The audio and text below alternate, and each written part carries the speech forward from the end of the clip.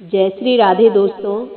आशा करती हूँ आप सब स्वस्थ होंगे। तो आइए सुनते हैं आज की कहानी। बहुत पुरानी बात है। गुरुकुल में वरदराज नाम का एक बालक पढ़ता था। उसका मन पढ़ने लिखने में बिल्कुल नहीं लगता था। सभी विद्यार्थी उसका मजाक उड़ाते थे। कोई उसे बुद्धू कहता था तो कोई उसे मूर्ख राज। कुछ सहपाठी कहते थे कि जब भगवान बुद्धि बांट रहे थे तब वरदराज सो रहा था। उसे स्वयं भी यही लगता था कि वो बुद्धू है, मूर्ख है, इसीलिए वो पढ़ लिख नहीं सकता।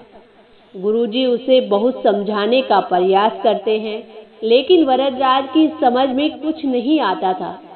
एक दिन गुरुजी ने निराश होकर कहा कि बेटा वरदराज, पढ़ना लिखना तुम्हारे बस की बात नहीं है। लगता है कि ईश्वर ने तुम्हारे भाग्य में विद्या लिखी ही नहीं है।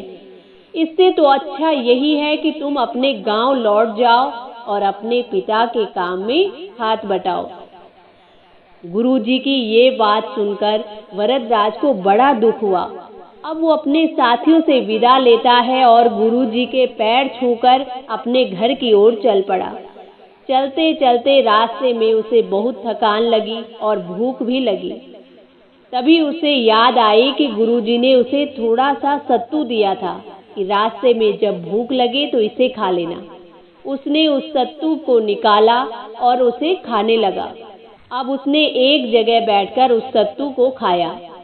कुछ देर और आगे चलकर एक गांव आया जहां पर एक कुआं था। उसे बड़ी प्यास लगी थी। उसने देखा कि कुछ स्त्रियां कुएं से पानी निकाल रही थी और वो उस कुएं के पास गया। उसने स्त्रियों से पानी पीने के लिए मांगा।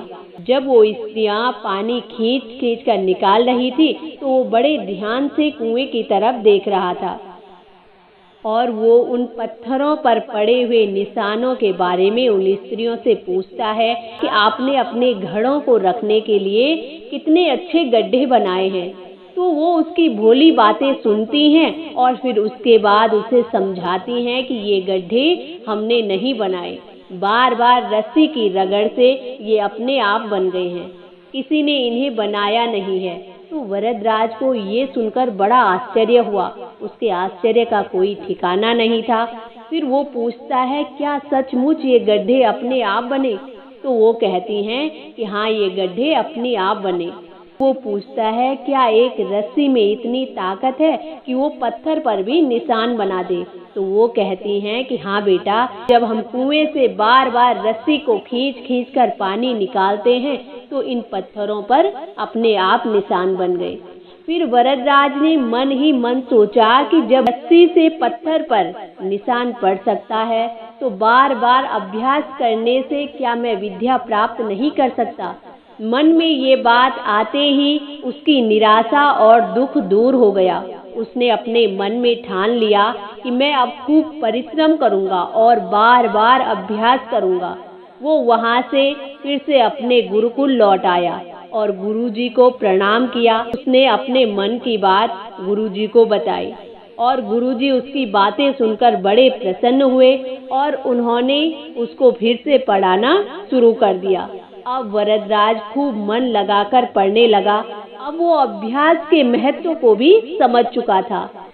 कुएं की उस घटना ने उसका भविष्य ही बदल दिया। बड़े होकर वो बालक वरदराज संस्कृत भाषा के प्रकांड विद्वान बने। इनकी ख्याति सारे भारत में फैल गई। इन्होंने संस्कृत भाषा का व्याकरण भी लिखा। तो दोस्तों, ये थी आज की एक छोटी सी कहानी। आशा करती हूँ आप सबको भी पसंद आएगी। इसी के साथ जय श्री राधे।